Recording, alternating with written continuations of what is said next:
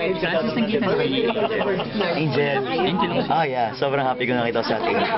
Nakita ko siya sa set ng Toda Max.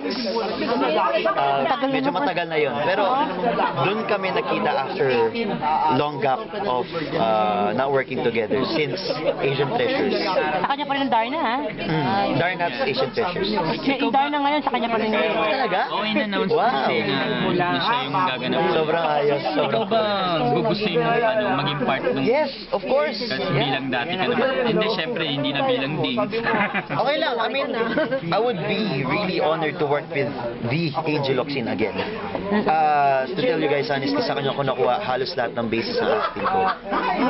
Halos. I mean, sa kanya ako na-inspire. Na-inspire ako kung paano siya mag-act, kung paano siya maging professional. She used to tell me not to cry on set kasi bata ako nun eh. Legendary. Nagkasama sila sa I dati. don't know. Ang childhood crush ko, ka-ex kasi dad ko eh.